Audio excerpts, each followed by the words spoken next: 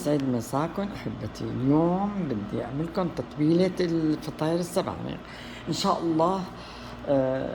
رح أرجيكم إياها المقادير وطريقة التحضير. هي السبانخ 3 حزم سبانخ مغسولين ومنشورين على شرشف المونة ساعة كاملة، بعدين فرمتهم.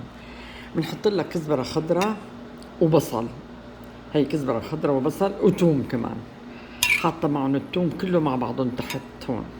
هي التوم، بصل، يا ربي وين التومات. المهم بصل وكزبرة وتوم، هي خضرة. جوز، بنحط له جوز مع الفطاير، لازم نحط له جوز. بعدين هذا رمان، حب الرمان الزردك يلي بلا بزر، وملح وفلفل اسود ودبس رمان. بعدين هون زيت الزيتون. هي ما بنحط له، او فلفل حاره بحط له مرات كثير تعطي نكهه طيبه، لكن اليوم ما حطيت له فلفل حاره مشان الاولاد قلت خليهم ياكلوه يستلذوا فيه، رغم اليانجي بحبوه حار. المهم هلا حنحط المقادير ونتبلها كلياتها. هي حنحط الكزبره والثوم والبصل، شايفين كيف؟ بعدين بنحط الجوز، بعدين بنحط حب الرمان، نحط الفلفل الأسود ما بنكتر، بعدين بنحط الدبس الرمان، وفي عصير ليمونة،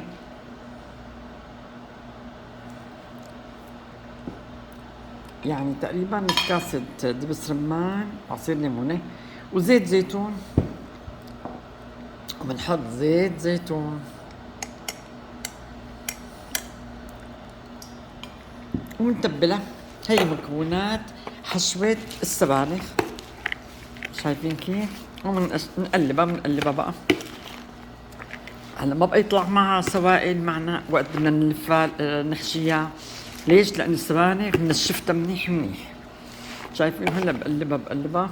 هي بالإيد أحسن تتقلب من المعلقة، لكن يعني بيقولوا الإيد أحن انك تتبلي فيها، مثلا التبولة، الفتوش، يعني هيك شغلات سبحان الله ما بعرف ليش.